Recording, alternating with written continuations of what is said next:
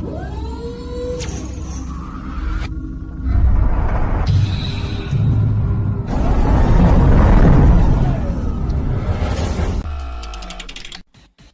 had reported recently that the DRDO is moving towards the first test of the K-5 submarine-launched ballistic missile by the end of 2021, but new reports indicate that the first test of the 5,000 km range K-5 submarine-launched ballistic missile has now been scheduled for the first half of 2022.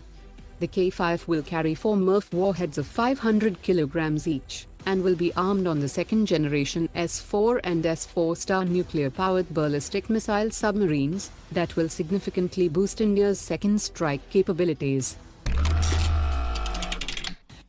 At a time when the Indian Air Force Chief has announced the procurement of 36 AMCA Mark I and 90 AMCA Mark II aircraft without any mention of the Tejas Mark II program, top experts have said that the AMCA project has too many variables for delayed induction, and the Air Force needs a stable Tejas Mark II fighter jet program.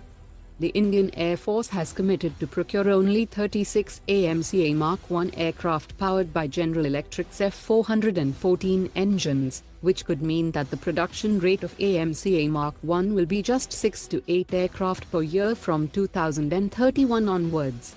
The 90 AMCA Mark II aircraft from 2035 onwards is proposed to be powered by a 110 kN thrust-class locally manufactured engine, but it is not clear when the deal will be signed with the British firm Rolls-Royce, and the time frame required to design and develop a prototype, followed by thousands of hours of flight tests for certification, could take anywhere between 8 to 12 years.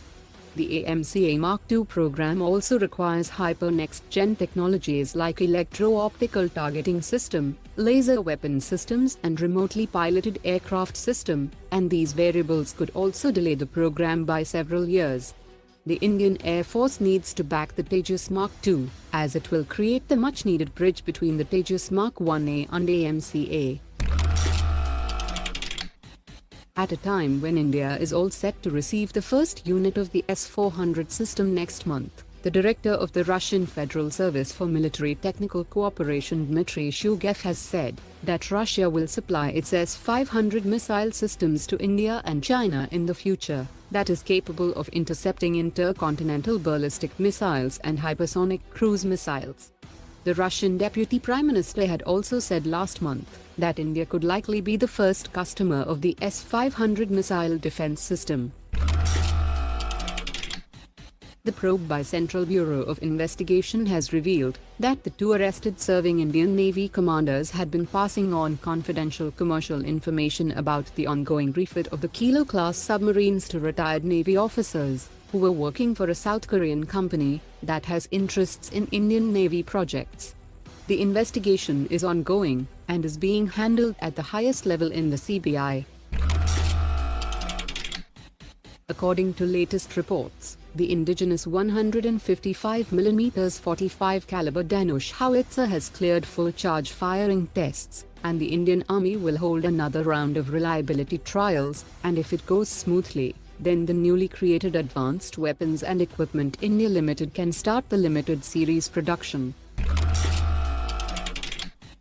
The Indian Navy has placed a fast-track procurement order for 500 Masada 9mm pistols with the Indian private sector firm PLR Systems, and officials have said that the delivery of these pistols along with specialized kits and sights will be completed by early 2022. PLR Systems is also likely to be front-runner in the Indian Army's request for information for fast-track procurement of 93,895 carbines, which is fielding the Israeli Galil 21 carbine that is already being manufactured by PLR Systems. The company will also manufacture the 2 latest Israeli rifles, the Arad and the Carmel in India, for exports to foreign countries. The Air Forces of India and Egypt conducted a 2-day joint exercise at the El Birigat Air Base in Egypt, and this exercise Desert Warrior was aimed to enhance mutual understanding and share operational experience, as the Egyptian Air Force also operates the Rafale fighter jet, as well as the MiG-29 Mirage 2000 F-16 and Su-35.